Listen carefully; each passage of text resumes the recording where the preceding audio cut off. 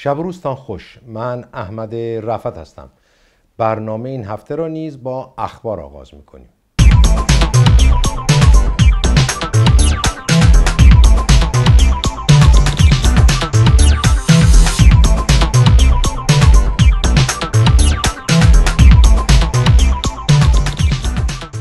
مجمع عمومی سازمان ملل نقض حقوق بشر در ایران را محکوم کرد.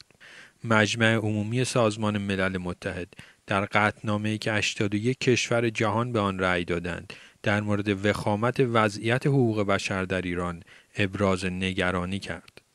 در عین حال این قطعنامه از تلاش‌های حسن روحانی برای کاهش نابرابری‌ها استقبال کرده است. در قطعنامه‌ای که کانادا پیشنویس آن را تهیه کرده بود، نسبت به افزایش اعدام‌ها در ایران عمیقاً ابراز نگرانی شده است. کانادا از سرکوب و فشار بر کنشگران و یا روزنامه‌نگاران نیز انتقاد کرده است. در این نشست مجمع عمومی سازمان ملل که 26 آذر ماه برگزار شد، 81 کشور به قطعنامه رأی موافق داده، 37 کشور با آن مخالفت کرده و 67 کشور نیز رأی ممتنع دادند. کمیته حقوق بشر مجمع عمومی سازمان ملل متحد 28 آبان ماه با تصویب قطعنامه پیشنهادی کانادا نگرانی عمیق خود را از نقض حقوق بشر در جمهوری اسلامی ایران ابراز کرده بود. در آن زمان 76 کشور رأی موافق داده بودند. در میان کشورهایی که به قطعنامه نقض حقوق بشر در ایران رأی مخالف دادند میتوان به چین، روسیه، سوریه، عراق، هند، اندونزی و لبنان اشاره کرد. این قطعنامه الزام آور نیست، اما سند مهمی در مورد کشورهایی که مورد انتقاد قرار میگیرند به شمار میرود. کشوری دیگر که در کنار ایران نقض حقوق بشر در آن محکوم شده است، کره شمالی است. در مجموع 119 کشور از اوضاع حقوق بشر در این کشور ابراز نگرانی کردند، اما نماینده جمهوری اسلامی با این قطعنامه هم مخالفت کرد. همچنین مجمع عمومی سازمان ملل قطعنامه‌ای در دفاع از مدافعان حقوق بشر نیز تصویب کرد. مجمع عالی سازمان ملل متحد قطعنامه محافظت از مدافعان حقوق بشر را در نشست روز پنجشنبه 17 دسامبر با 127 رأی موافق تصویب کرد. این قطعنامه نوعی پشتیبانی از برنامه حمایت از مدافعان حقوق بشر است که به طور مشترک توسط فدراسیون بین‌المللی جوامع حقوق بشری و سازمان جهانی مبارزه با شکنجه پیش برده می شود. دفاع از حقوق بشر به حرفه‌ای به شدت خطرناک تبدیل شده و در بسیاری از کشورها جرم انگاشته می شود. مصداق این امر در ایران زندانی کردن کسانی چون نرگس محمدی، نسرین ستوده، محمد سیفزاده، محمد صدیق کبودوند و عبدالفتاح سلطانی است. این قطعنامه با عنوان تشخیص نقش مدافعان حقوق بشر و ضرورت محافظت از آنان، خواهان پاسخگویی دولت‌ها در رابطه با حمله به مدافعان حقوق بشر شده و به اصرار از کشورهای عضو می‌خواهد مدافعانی را که به خاطر استفاده از حقوق اساسی آزادی بیان، آزادی گردهمایی مسالمت‌آمیز و آزادی تشکل به روش خودسرانه بازداشت شده‌اند، آزاد کنند. دولت‌های سرکوبگر در سراسر جهان به شکل فزاینده‌ای از مفاهیم مبهمی مثل امنیت کشور، مبارزه با تروریسم یا مداخله عوامل خارجی برای توجیه سرکوب مبارزان حقوق بشر استفاده می‌کنند.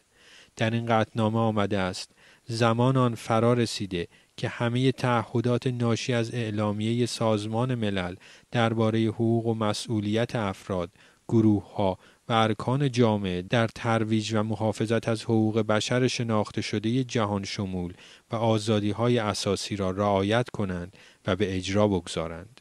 14 کشور با تصویب این قطعنامه مخالفت کردند که جمهوری اسلامی یکی از آنهاست. اما سنای آمریکا نیز با تصویب قطعنامه‌ای سرکوب بهائیان در ایران را محکوم کرد. نمایندگان مجلس سنای آمریکا با تصویب قطعنامه‌ای سرکوب جامعه اقلیت بهائی ایران و نادیده گرفتن منشور جهانی حقوق بشر توسط جمهوری اسلامی ایران را محکوم کردند. پیشنویس قطعنامه شماره 148 سنا که پنجشنبه شب با حمایت نمایندگان هر دو حزب جمهوری خواه و دموکرات به تصویب رسید، توسط 39 سناتور ارائه شده بود که علاوه بر آنها 38 عضو دیگر از مجلس 100 نفره سنا نیز به آن رأی مثبت دادند. این قطعنامه خواستار آزادی 7 رهبر جامعه بهایی که از سال 2008 میلادی تاکنون در زندان به سر میبرند و همچنین تمام افرادی که به دلایل اعتقادات مذهبیشان در زندان هستند شده است.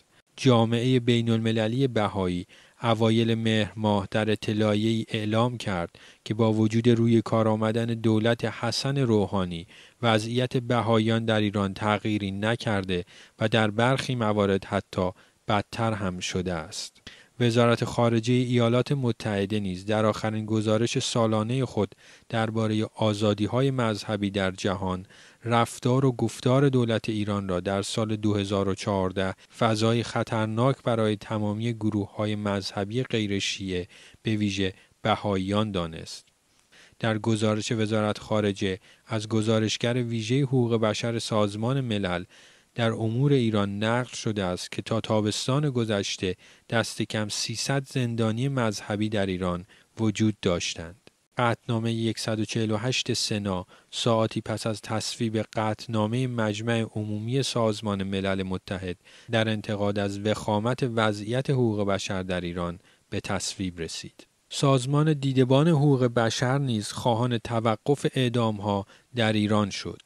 سازمان دیدبان حقوق بشر روز پنجشنبه 26 آذر ماه از جمهوری اسلامی ایران خواست برای پایان دادن به مجازات اعدام در مورد کلیه تخلفات عاری از خشونت مواد مخدر، اصلاحیه پیشنهادی قانون مواد مخدر را تصویب نمایند. ایران از نظر شمار اجرای مجازات اعدام جایگاه دوم را در جهان دارد. جایگاه نخست از آن کشور چین است. بر اساس گزارش احمد شهید، گزارشگر ویژه سازمان ملل متحد در امور حقوق بشر ایران که اکتبر 2015 به سازمان ملل ارائه شد، دست کم 69% اعدام‌های صورت گرفته در 6 ماه نخست سال 2015 به تخلفات مواد مخدر مربوط بوده است. از اوایل ژانویه تا اوایل نوامبر سال 2015 دست کم 830 نفر در ایران اعدام شدند. در حال حاضر هزاران نفر در صف اعدام قرار دارند. سازمان دیدبان حقوق بشر میگوید افزایش شمار اعدام متخلفان مواد مخدر مشکل مواد مخدر در ایران را حل نمی کند. سازمان دیدبان حقوق بشر در بیانیه خود میگوید این سازمان در طول ماه‌های مارس و نوامبر 2015 با 8 زندانی محکوم به اعدام و یا در انتظار صدور حکم مجازات برای تخلفات مواد مخدر مصاحبه‌های تلفنی انجام داد و بدین طریق موارد جدی نقض تشریفات حقوقی و نقض قوانین دیگر را مستند نمود. مصاحبه شوندگان از میان بیش از 2000 زندانیانی بودند که در یکی از بخش‌های زندان قزلحصار محبوس هستند و اکثر آنها به اتهام جرائم مواد مخدر به اعدام محکوم شدند. زندانیان به سازمان دیدبان حقوق بشر گفتند مأموران ستاد مبارزه با مواد مخدر به طور مرتب به زندانیان چشم بند زده و آنها را مورد ضرب و شتم قرار می دهند و وادارشان می کنند که اقرارنامه هایی را امضا نمایند. زندانیان مواد مخدر همچنین گفتند مسئولان شواهد و مدارکی را که میگویند علیه متهمان وجود دارد به آنها نشان نمی دهند. برخی نیز گفتند که بازپرس‌ها و قضات به جای ارائه شواهد و مدارک میگویند احکام صادره توسط آنها بر مبنای علم قاضی به موضوع بوده است. سازمان دیدبان حقوق بشر در بیانیه 17 دسامبر خود بخش‌هایی از اظهارات چندین نفر از زندانیان را نیز منتشر کرده است. یکی از اینها فردی با نام مستعار بهمن است که همراه 8 نفر دیگر در انتظار فرجام محاکمه است که پایان آن صدور حکم اعدام خواهد بود. او میگوید 5 سال است که در بازداشت موقت به سر میبرد و وضعیت پروندهش روشن نیست. فرد دیگری گفته که پس از بازداشت به مدت 1 هفته در زیرزمینی کتک خورده و شکنجه شده است. او میگوید مأموران بلایی به سرتان میآورند که مجبور شوید بگویید بسیار خوب قبول است، این مواد مخدر متعلق به من است. و اما پارلمان اسپانیا هم ایران را به خاطر نقض حقوق بشر محکوم کرد. 35 نماینده مجلس اسپانیا و شماری از اعضای سنای این کشور در بیانیه مشترک رژیم ایران را به خاطر نقض حقوق بشر و افزایش اعدام‌ها محکوم کردند. نمایندگان و اعضای مجلس سنای اسپانیا از اتحادیه اروپا خواستند تا عاملان نقض مکرر حقوق بشر و ادامه اعدام‌ها در ایران را به دادگاه جنایت علیه بشریت معرفی کند. قانونگذاران اسپانیایی در بیانیه مشترک خود همچنین به مسئله اسیدپاشی به زنان و سرکوب فعالان حقوقی و مدنی در جمهوری اسلامی ایران اشاره کرده و آن را به شدت محکوم کردند. نمایندگان پارلمان اسپانیا در پایان بیانیه خود از خانم فدریکا موگرینی مسئول سیاست خارجی اتحادیه اروپا می‌خواهند نقض حقوق بشر در ایران را محکوم کرده و از رژیم ایران بخواهد که به این اعدام‌ها و جنایت‌های ضد بشری در ایران پایان دهد. حکم اعدام محمدعلی طاهری نقض شد.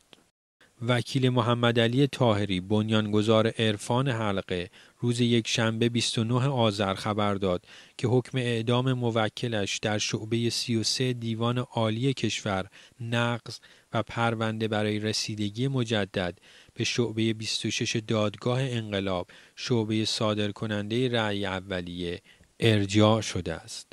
سعید خلیلی اعلام کرد که قضات دیوان عالی کشور به دلایل و استدلالات او و موکلش در بی‌اعتباری حکم توجه کرده و رأی دادگاه بدوی را به لحاظ وجود ایراداتی موجه و قابل تأیید ندانستند. در تیر ماه سال 1393 در نامه‌ای به احمد شهید گزارشگر ویژه سازمان ملل متحد درباره حقوق بشر در ایران نوشته بود که بازجویان و بازپرس‌ها او را با اعمال فشار و شکنجه روانی به اعترافاتی ساختگی وادار کردند. او همچنین گفته بود که به علت شکنجه‌های وارد شده بر خود در دوران بازداشت 4 بار اقدام به خودکشی و 2 بار اعتصاب غذا کرده است. اما پاپ فرانسیس اول خواهان لغو مجازات اعدام در جهان شد. پاپ فرانسیس اول در پیامی به مناسبت روز جهانی صلح که اول ژانویه هر سال برگزار می شود، خواهان حذف مجازات اعدام در جهان شد و گفت تا زمانی که در جهان انسانها به هر عنوان و دلیلی با برنامه ریزی قبلی و با هدف به قتل می رسند، نمی توان انتظار داشت صلح حاکم شود. پاپ از رهبران کشورهایی که هنوز احکام اعدام را صادر و اجرا می کنند خواست که با یک عفو عمومی به کشتن شهروندانشان خاتمه دهند. رهبر کلیسای کاتولیک اشاره کرد که هدف تنبیه و مجازات باید هدایت خلافکاران به راه راست و بازگرداندن آنها به متن جامعه باشد، در حالی که مجازات اعدام هدفش تنها حذف انسان هاست. اما در ایران دستگیری فعالین عرب ادامه دارد. منابع حقوق بشری در ایران از بازداشت 6 شهروند عرب توسط مأمورین امنیتی در نقاط مختلف شهر اهواز خبر می‌دهند. دستگیر شدگان اخیر مجید کعبی، میلاد ابن سعید، علی زینیوند، نعیم دلفیه، وحید محمد موسایی و دانیال خیری نام دارند و مشخص نیست در کدام زندان یا بازداشتگاه نگهداری می شوند و به چه اتهامی بازداشت شدند. حدس زده می شود که این فعالان و همچنین گروهی دیگر از کنشگران عرب قصد برگزاری تجمعی اعتراضی نسبت به مرگ ناگهانی زندانی سیاسی محمد حمادی را داشتند. محمد حمادی از اهالی کوی گلستان شهر اهواز به دلایل نامعلوم در زندان شیبان اهواز درگذشت. حمادی به دلیل فعالیت‌های قومی توسط دادگاه انقلاب به 10 سال و 7 ماه حبس محکوم شده بود.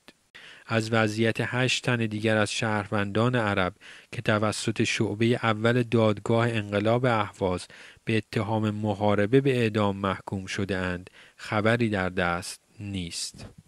مخالفت با مرخصی یک زندانی کرد زندان رجایی شهر به دلیل کافر بودن. زندانی سیاسی کرد عمر فقیه پور که از 16 سال پیش بدون مرخصی در زندان به سر میبرد، در روزهای اخیر خواهان اخذ مرخصی با قید وثیقه شده بود که بار دیگر با مخالفت مقامات زندان روبرو شد. یک منبع نزدیک به خانواده فقیه پور میگوید وی در طول 1 سال اخیر در زندان رجایی شهر کرج 3 بار درخواست استفاده از حق مرخصی داده، اما به وی اعلام شده است تا زمانی که یک کافر باقی بماند از صدور مرخصی برای وی ممانعت به عمل خواهد آمد. عمر فقیه پور 16 سال پیش به اتهام اقدام علیه امنیت ملی از طریق عضویت در یکی از احزاب کرد به همراه خالد فریدونی دستگیر شد و در دادگاه انقلاب مهاباد ابتدا به اعدام محکوم و سپس این حکم در دادگاه تجدید نظر با 1 درجه تخفیف به حکم ابد تبدیل شد.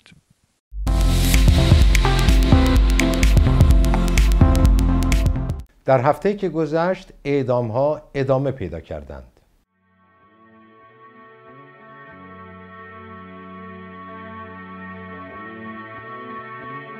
بندر عباس 20 آذر ماه حکم اعدام 5 نفر متهم به قاچاق مواد مخدر به اجرا گذاشته شد.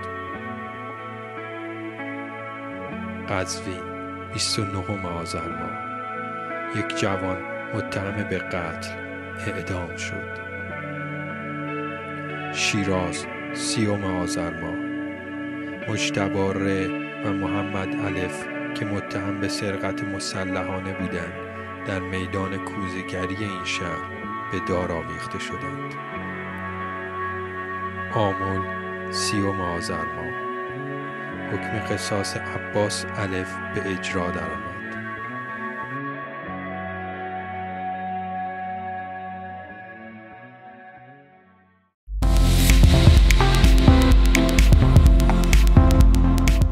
و خوشبختانه بخشش‌ها هم ادامه پیدا کردند.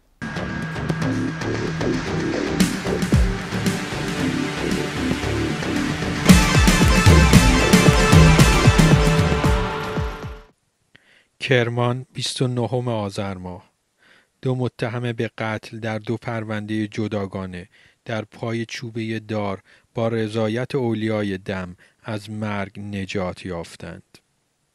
تهران 29 آذر ماه مرد 33 ساله‌ای که برادر 39 ساله معتادش را با چاقو به قتل رسانده بود، با گذشت مادرش و پرداخت دیه به برادرزاده 7 سالش از طناب دار نجات پیدا کرد.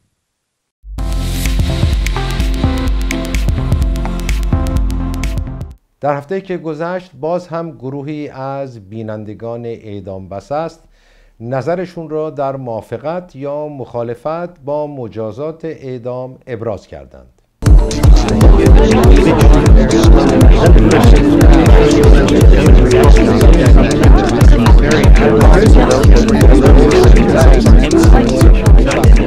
ابراهیم بیپروا در صفحه اعدام بسس نوشته با اعدام به هر شیوه و به هر بهانه 100% مخالفم. هیچ توجیهی برای اعدام وجود ندارد. هیچ انسانی حق گرفتن جان انسان دیگری را ندارد. اعدام یک انسان به نشانه ضعف و ناتوانی صادر کننده فرمان اعدام است. هر انسان خردمندی کاری که می کند باید هدفی را دنبال کند که به نفع خود و جامعه باشد. اعدام نفعی به کسی نمی رساند. پژوهش‌ها نشان می‌دهد که اعدام برخلاف تصور عامه که از میزان جنایت می‌کاهد، تأثیری بر ارتکاب جرایم و جنایت از سوی دیگران نمی‌گذارد. قوانین و فرهنگ‌هایی که اعدام را راه حل برای پیشگیری از گسترش جنایات می‌دانند، نیاز به بازنگری دارند و افرادی که اعدام را تایید می‌کنند باید آموزش داده شوند تا بفهمند اعدام عملی وحشیانه است و تحت هیچ شرایطی توجیه پذیر نیست. آزاده خدایی هم اعلام کرده نه به اعدام. امیر کاویان از اعدام به عنوان یکی از ننگاورترین دستاوردهای بشر از گذشته دور تا امروز یاد کرده. یدالله گفته اعدام یک قتل آگاهانه دولتی است. مخالف اعدام هستم. محبوبه موسوی اما گفته باید باشد. فخرالدین فخریار هم گفته به خاطر جاری ساختن حکم خداوند و پند گرفتن دیگران جهت اصلاح جامعه باید اعدام صورت پذیرد. محمد جلال خادمی هم موافق با اعدامه. محمد آریا بختیاری گفته کار اشتباهی است. انسان اصلاح پذیر است. فرزام فروغ هم اعلام کرده که قبول دارم اعدام را چون یک امر شرعی است. اما سید حسین واعظزاده مشروط به یأس از خوب شدن مجرم و یقین به تکرار جرم با اعدام موافقه. آقاخان شاهی هم گفته من شخصا مجازات را مطابق قانون میپذیرم. مهدی ابراهیمی هم موافق با اعدام بوده به شرطی که مطابق با قانون انجام بشه. سید کریم سادان هم معتقده بله بهترین روش است برای کم نمودن مجرمین، اما به یاد داشته باشیم که تمام اسناد تکمیل باشد. اما سید هادی سجادی مخالف اعدام بوده و گفته عیب‌های اعدام به قرار زیر است. 1. مجازات اعدام زودگذر و آنی است. 2. با هدف مجازات که همانا اصلاح مجدد مجرمین است سازگاری ندارد.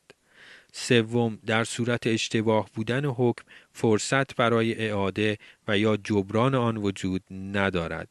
و 4 هم گفته با فلسفه جزا که عبرت جامعه است در تعارض است چون زود گذر است. اما قربان علی حکیمی گفته خوب است به شرط اینکه اثبات جرم قطعی باشد و قانون یکسان بالای همه تطبیق گردد.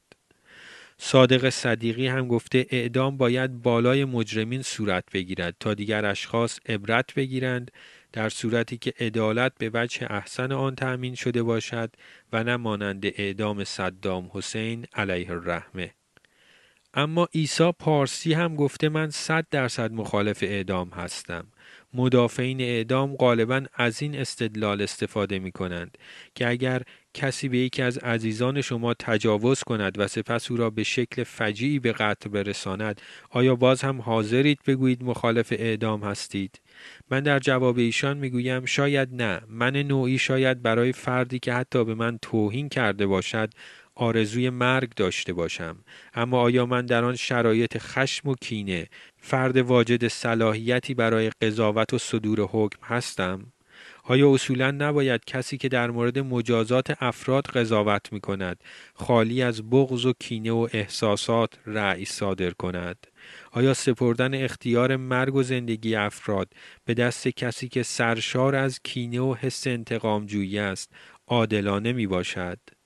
در ضمن هدف از اعمال مجازات کاهش جرم در اجتماع است و نه ارضای حس انتقام جویی فردی. امیر هم در صفحه فیسبوک ما نوشته هیچ کس گناهکار نیست. حتی خبیث‌ترین افراد رو هم کسانی دوستشان دارند. مثلا دیدن اعدام فرزند برای هیچ مادری خوشایند نیست. و اما خسرو زارع فرید هم اعلام کرده اعدام بس است. از این هشتگ برای پایان دادن به اعدام استفاده کنیم و برای اینکه این هشتگ قابل استفاده باشد کلمات اعدام بس و عصر را با 0 به یکدیگر متصل کنید به امید روزی که آمار اعدام به 0 برسد.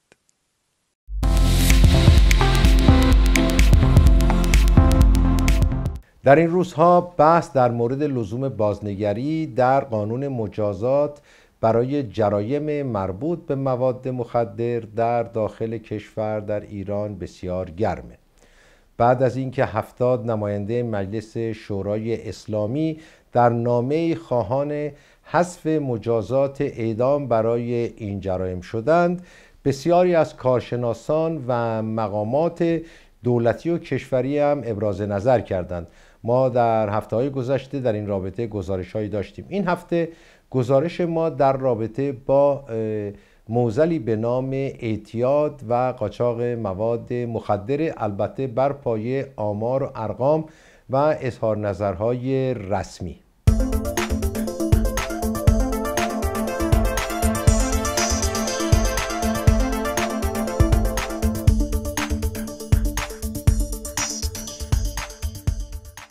در جمهوری اسلامی بحث داغی در رابطه با مجازات اعدام برای جرائم مربوط به مواد مخدر در جریان است.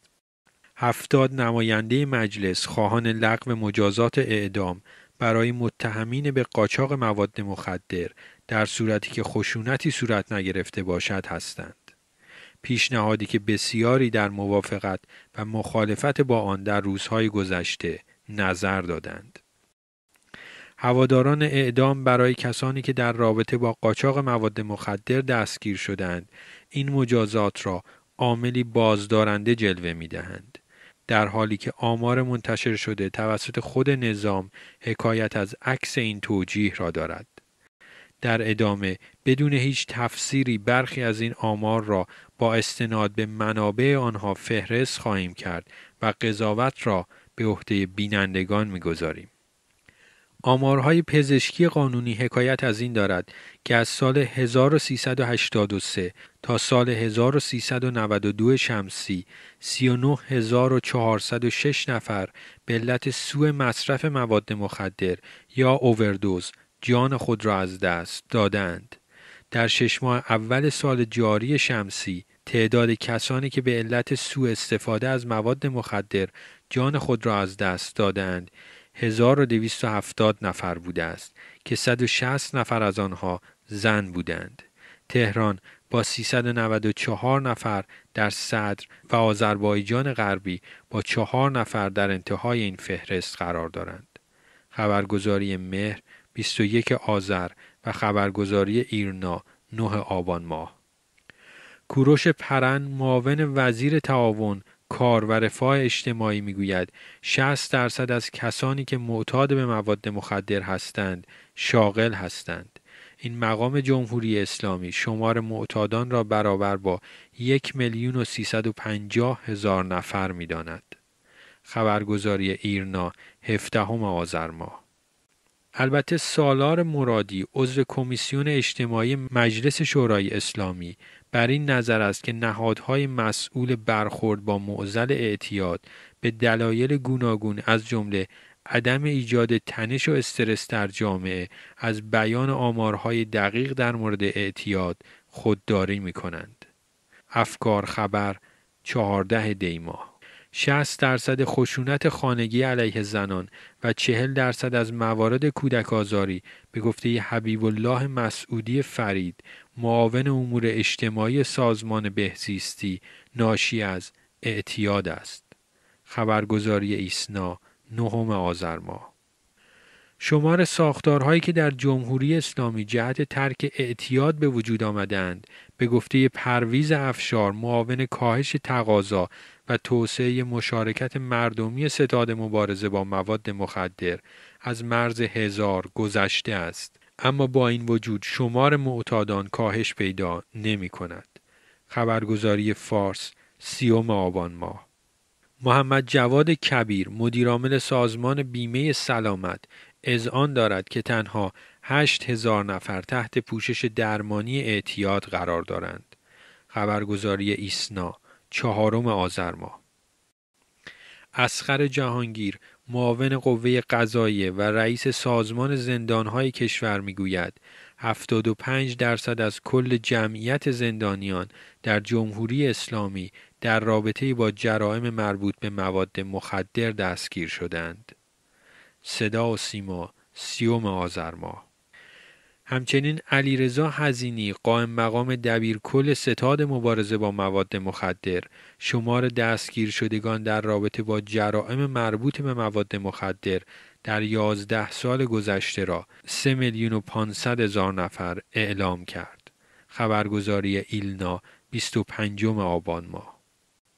به گفته حسین ذوالفقاری معاون امنیت وزارت کشور تاکنون 4000 مأمور انتظامی در حین انجام وظیفه جان سپردند و 12,000 نفر نیز مجروح شدند. خبرگزاری نسیم 18 آبان ماه. شمار دانش آموزان یعنی جوانان زیر 18 سال که به صورت متداوم مواد مخدر مصرف می کنند بر مبنای آمار ستاد مبارزه با مواد مخدر بیش از 130,000 نفر است. خبرگزاری شبستان 20 مهر ماه.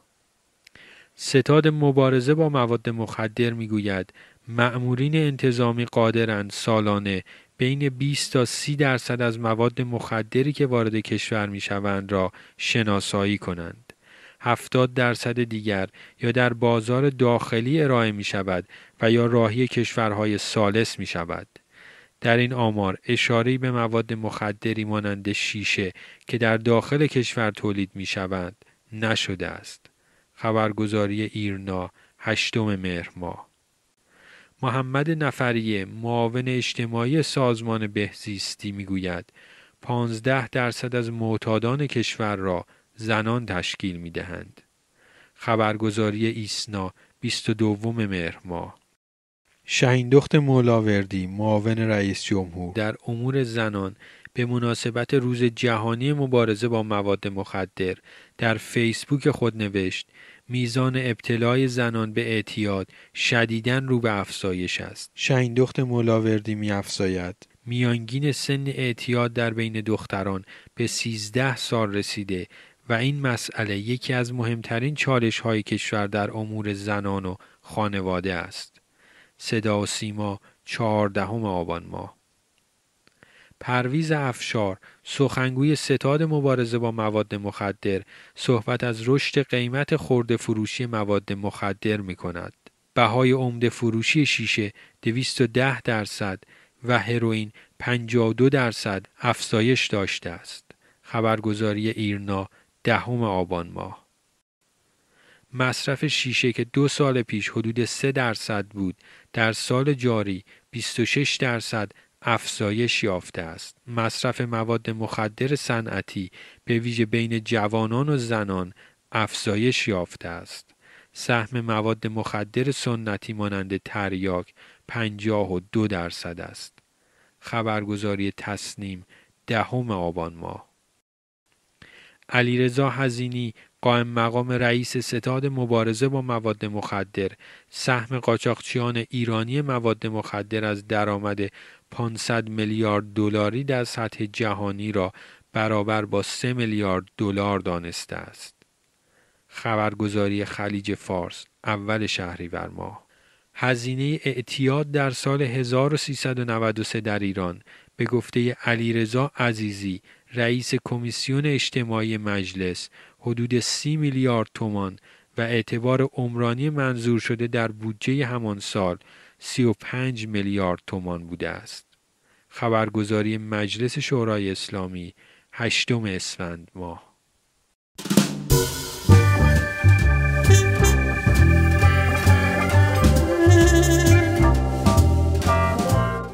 در ادامه سفرمان به جهان موسیقی و ترانه‌هایی که در سراسر جهان و به زبان‌های مختلف در مخالفت با مجازات اعدام سرود و اجرا شدند، این بار سری به آمریکا میزنیم. یکی از زیباترین ترانه‌ها به زبان انگلیسی ترانه است به نام Here's to You.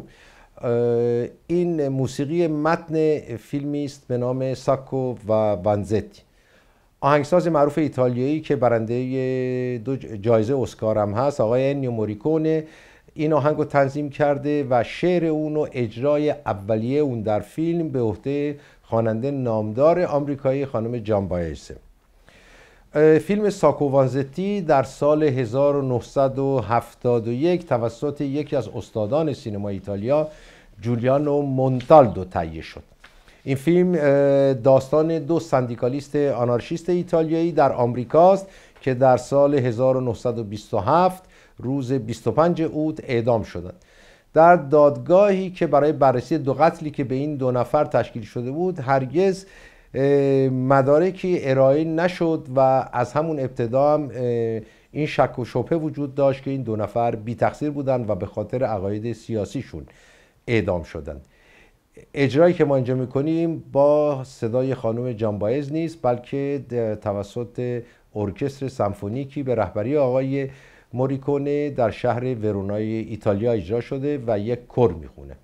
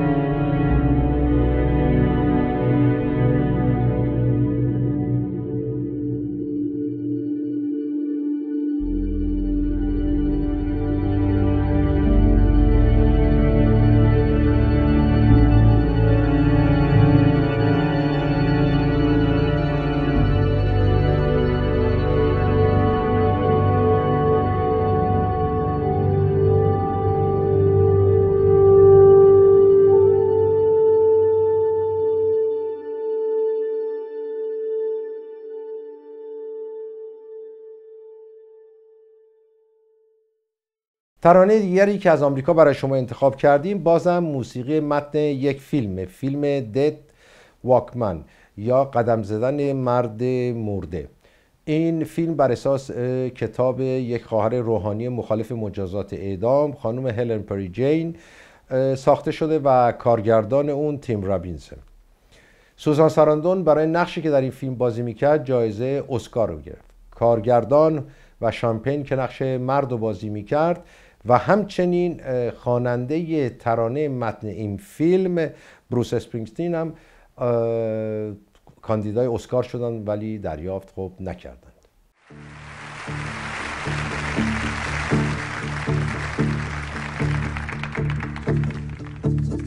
There's a pale horse coming and I'm gonna ride it.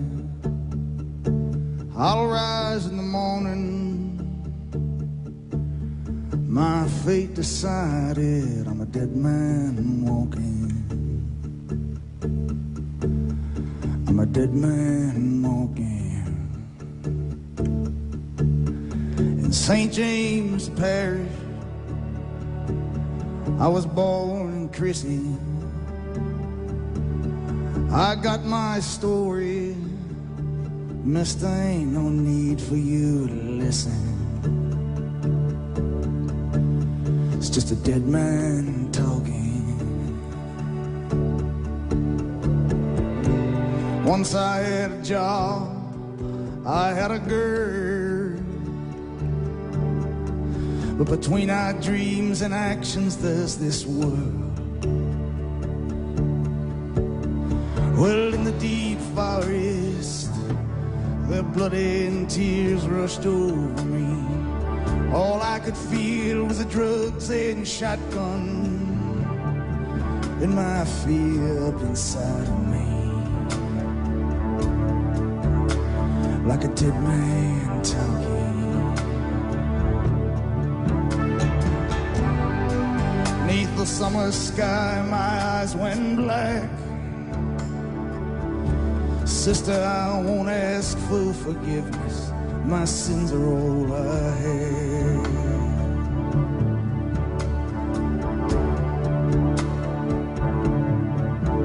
Now the clouds above my prison, they move slowly across the sky. There's a new day coming, and my dreams are full tonight.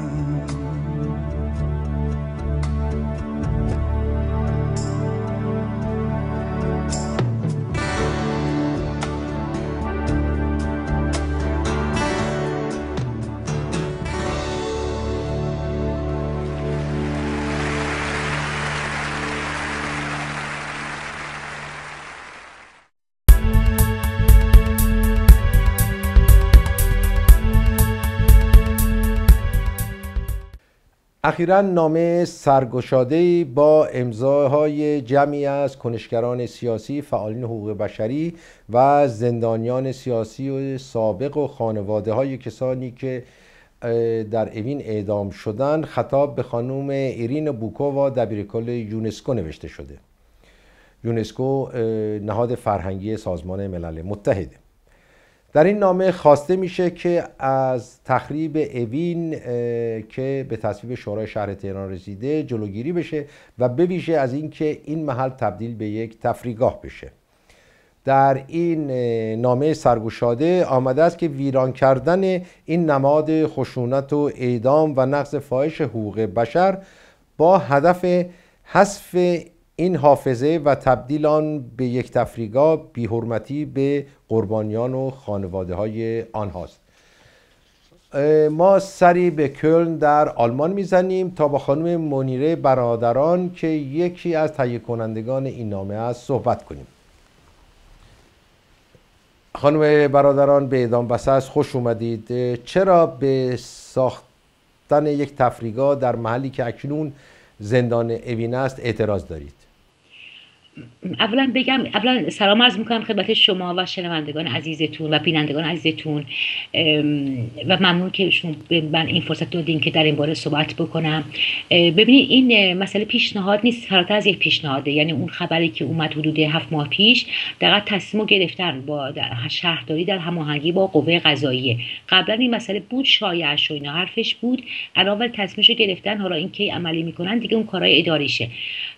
بعد خب آدم خب خیلی متاثر میشه دیگه. خب فکر کنم که دقیقاً برای همه ما این خیلی متاثر کننده بود این خبر، یک تخریب اوین و بعدش هم دقیقاً اون چیزی که خیلی توهین‌آمیز و دقیقاً بی احترامی خیلی وحشتناکی هستش نسبت به کسایی که تو زندان بودن، خانواده هایی که پشت در زندان ها چقدر سختی کشیدن، کسایی که اعدام شدن خانواده هاشون، یک دقیقاً اونجا رو تبدیل کنن به یک تفرجگاه، چیزی که توی همون به اصطلاح شهرداری قالیباف اعلام کرده بود.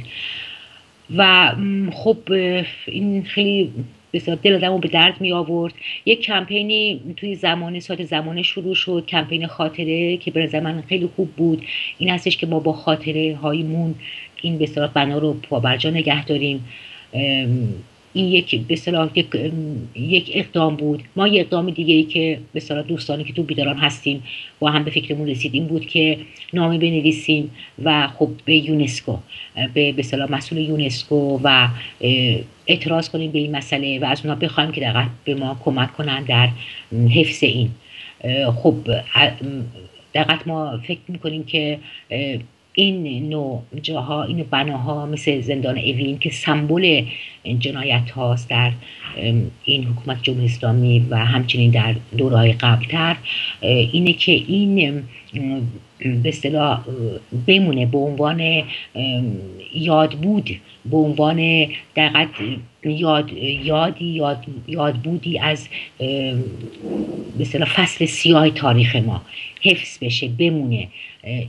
و فکر کردیم که خب به یونسکو هم مربوط میشه، به خاطر اینه که ما دیدیم که در اسناد یونسکو، مربوط به یونسکو، که در حقیقت یک جاهایی مثلا آشویتس، یونسکو خب اینا قبلا همون بعد از پایان جنگ دوم اینا موندن، موزه شدن، یا داخاو یا مثلا بوخنوالد، ولی اینکه یونسکو به اصطلاح چیز میکنه اینها رو جزء بخش همون فصل سیاه تاریخ بشریت میدونه که بعد مثلا اینه که جزء به اصطلاح این تاریخ فرهنگیش میگنجونه. یعنی دیدیم که برای معیار یونسکو از مثلا میراث فرهنگی فقط به اصطلاح بناهای تاریخی، یعنی جنبه‌هایی که مثبت و دستاوردهای مثبت بشری هستش نیستش.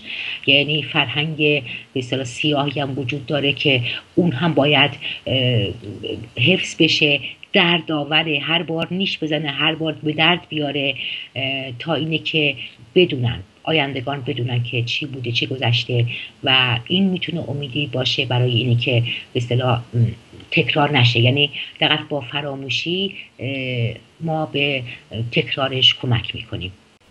خب با شما ساختن یک تفریحگاه در جایی که صدها و صدها نفر اعدام شدن، هزاران نفر شکنجه شدند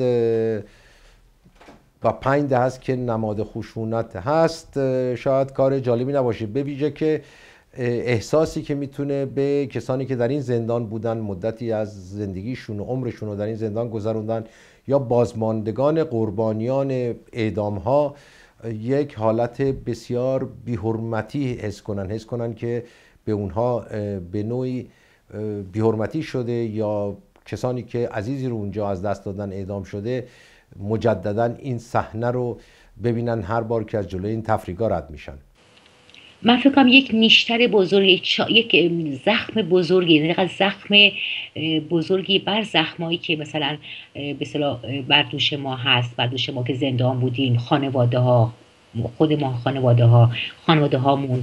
یعنی هم که مثلا میگین این که مثلا ببینن که مثلا اونجا شده یه پارک تفریحی، مثلا بیان بچه‌هاش اونجا بازی میکنن، تفریح میکنن، بستنی میکنن، شادی میکنن. شما مخالف شادی نیستیم، اتفاقا شادی باید باشه تو جامعه ما شادی کمه، حکومت شادی رو از مردم گرفته، ولی این رو در جاهای دیگه، یعنی دقیقاً این کار رو برای من ایجاد شادی نیست، بلکه دقیقاً یک دهنکجی، یک توهین، یک بی احترامی بزرگی، بی حرمتی بزرگی به خانواده ها و کسایی که زندان بودن و کسایی که دقیقاً اونجا آشنایی رو داشتن این هستش. و حالا ما مثلا میتونیم فکر کنیم که خب مثلا ممکنه خب نیان آدم ها بدونن، چون این اوین میدونی که دقیقا اوین میدونی شاید تنها جایی که میگیم سمبوله، چون ما زندان دیگه هم داریم که خراب شدن وجود دارن اینها، اوین سمبول شده. دقیقا اوین تا حدود خیلی زیادی توی حافظه جمعی ما ایرانی ها رفته، یعنی اوین یه نماده. یعنی شما ممکنه خب خیلی باشیدن اسم اوین میدونن که موضوع چیه، جریان چیه. خب ممکنه بگیم که خب اولین پارک بشه نرن اونجا، ولی خب بالاخره بشر اینجوریه، وقتی که این همه تحریف و این همه فراموشی، این همه حذفه، خب ممکنه که 10 سال بعدش دیگه یادشون بده که اونجا اوین بوده و بیان اونجا بازی و تفریح هم بکنن و این همینجوری خب همینجوری میشه دیگه. یعنی این بله واقعا وحشتناکه. اینه که به نظرم خیلی مهمه که ما حتی اگرم این کار صورت گرفت که خب ما سعی که به هر حال حداقل بی سر و صدا نباشه، ولی این هستش که همیشه ما این رو بسیار با خاطره هامون، با یادبودهامون، با یادمان هامون این رو بگیم، نگه داریم که اینه که بشه، فراموش نشه که اینجا چی بوده، اینجا چی گذشته. اینجا هزاران نفر اعدام شدن و هزاران نفر شکنجه شدن و این فصل سیاه از تاریخ ما هستش که باید بمونه، دردناک، تلخه، ولی این هم هست، نمیتونیم ما همجوری حذفش کنیم. اوین البته در حافظه ما ایرانی ها تنها یک زندان نیست، یک قتلگاه است. اسمش با اعدام گره خورده. در 5 دهه که از افتتاح این زندان میگذره چندین هزار نفر اونجا اعدام شدن، به ویژه در دهه 60. بله دقیقاً. دقیقاً خود این مکان‌ها، یعنی اینجا یک مثلا فقط یه ساختمان و اینا نیست، تو این مکان‌ها یک حوادثی اتفاق افتاده، اون مکان‌ها شاهد اون حادثه هستن و آدمایی که اونجا بودن در حقیقت میتونن بازسازی کنن در این مکان‌ها که قرار میگیرن. برای همین هم دقیقاً مسئله موزه، مسئله مثلا این که اینا یادمان شدن جای اردوگاه‌ها، دقیقاً این هستش که اونجا به شما نشون، شما رو زنده میکنه. شما که مثلا میرین بوخنوالد، میرین داخا، اونجا انگار که دقیقاً وارد اون تاریخ اونجا حسش میکنین. هم که شما میگین در دهه 60 میدونید که دقیقاً سیاه‌ترین تاریخ جنایت در جمهوری اسلامی در مثلا اگه بگیم در تاریخ 100 سال گذشته ایران در دهه 60 اتفاق افتاده و در اوین که حتما شما میدونید حتما شنوندگان شما تا حدی خبر دارن که در اون سالای مثلا 60 تا 62 به ویژه سال 60 اونجا چقدر اعدام میشد، هفته 2 بار. و من نوشتم توی خاطراتم، ما میشنیدیم از بندی که درش بودیم، پشت دیوار بندمان اعدام صورت میگرفت، ما صدای تیرباران رو میشنیدیم، صدای تکتیرها رو میشنیدیم. سال 67 اونجا چقدر اعدام کردن، هزاران زندانی رو که حکم داشتن. و اینه که دقیقاً تو اونجاها اینا دقیقاً به اصطلاح مکان، یعنی مکان یاد بوده و بعد محل جنایته. دقیقاً این هستش که مثلا نابود کردن اینها، دقیقاً این هستش که مثلا اسنادم از بین بره. دقیقاً مثل تخریب خاوران هستش، گورستانی که همون بی‌نام و نشان که اونجا بی‌نام و نشان دفن کردن. دقیقاً اون استخوان‌ها اونجا شاهد به اصطلاح سندی هستن، شاهدی هستن بر جنایتی که به اصطلاح صورت گرفته که این رو تخریب کردن در سال 2009 به اصطلاح فوریه، اواخر ژانویه و فوریه 2009 اونجا تخریب کردن با بولدوزر. دقیقاً این هستش که اینا دقیقاً دارن این همین در سیاست که فراموش بشه، همین که خط قرمزه از سال 60 نباید حرف زد، اینه که تو روزنامه‌های اون موقع دست بردن، حذف کردن، تو فیلم‌ها که هستش از اون موقع حذف شد، از زمان انقلاب، از انقلاب. دقیقاً این رو در تمام ابعاد دارن پیش بردن و پیش میبرن. و من فکر کنم که خیلی مهمه که ما به اصطلاح عکس العمل نشون بدیم. حالا اینکه چقدر میتونیم یا نمیتونیم، اینه که به اصطلاح خاموش نباشیم. یعنی این عکس العمل ما، اعتراض ما خیلی مهمه، به ما این فرهنگو میآموزه که به اینکه اهمیت حفظ اینها، بناهای یاد بود و مستندسازی که چقدر اهمیت داره. البته این تنها شهردار تهران و شورای این شهر نیست که میخواد حافظه تاریخی رو با ویران کردن اوین از بین ببره. متاسفانه کم نیستن کسانی که میخوان آنچه در دهه 60 در کشور ما اتفاق افتاد و فراموش کنن، به ویژه بسیاری از جوانانی که شاید اون زمان حتی به دنیا نیامده بودند. شما فکر نمی کنید که پاره کردن یک صفحه از تاریخ، یک صفحه سیاه از تاریخ معاصر یک کشوری میتونه خطر تکرار آنچه در گذشته اتفاق افتاد و بیشتر بکنه؟ ببینید این دقیقا همین که شما میگین همینطوره، ولی با توجه کنیم که دقیقا اینه که این به اصطلاح بله یه نوع نگرشی وجود داره توی ببیش هم جوون ها هم خب کسای دیگه از حتی از نسل ما که خب خودشون درگیر بودن این وجود داره. خب به خاطر یک بخش بزرگش به خاطر تلخی قضیه است، یعنی وقتی که اینقدر تیره و تارون گذشته خب یادآوریش هم دردناکه. دقیقا این به هر حال وجود داره توی مثلا خب شما جایگن متوجه میشین، ولی خب به هر حال اون مثل بخش روشن جامعه همیشه این رو میخواد نگه داره که این نباید فراموش بشه و در این بمونه. ولی در نظر بگیریم که در کشور ما این مسئله که این که مثلا تمایلی گرایش به فراموشی در حقیقت با تحریفی که صورت گرفته همراه شده. در حقیقت یک بخشی از اینه که نمیخوان به اصطلاح به یاد بیارن، نمیخوان بدونن، این هستش که تحریف وحشتناک صورت گرفته و قلب واقعیت اینه که اصلا یک آشفته بازار درست کردن، یک آشفته فکری ایجاد کردن. یعنی رژیم خیلی به اصطلاح خیلی هدفمند این کار انجام داده. اینه که دقیقاً یه جوونی که نمیدونه اصلا یکو گم میشه در یک اخبار ضد و نقیض و پریشانی که دقیقاً نمیدونه اصلا چی به چی بوده و اصلا نمیتونه اصلا قضاوتشو از دست میده، اصلا نسبت به این جنایت چی بود، جنایت حکومتی بوده، دولتی اینو به اصطلاح خیلی با تمام ابزار قدرتش اینو انجام داده و اینها. تو همه اینها یک جور تشویش ایجاد کردن، یه جوری که مثلا گویا جنگ داخلی بوده، گویا این بوده که همه با هم می‌جنگیدن. یعنی یک تو اینم خیلی اهمیت داره که به اصطلاح تو این آشفته بازاری اون کسی هم که میخواد به یاد بیاره اصلا گم میشه، اصلا نمیدونه که کجا واسطه، باید کجا بیسته، چه جوری قضاوت بکنه. این هم مسئله هستش. یعنی دقیقا اگه ما میخوایم فراموش نشه، ما دقیقا میخوایم قلب واقعیت هم صورت نگیره، یعنی مقابله با قلب واقعیت و تحریف هم هستش. با سپاس از همراهیتون. خیلی ممنون از شما آقای رفعت عزیز.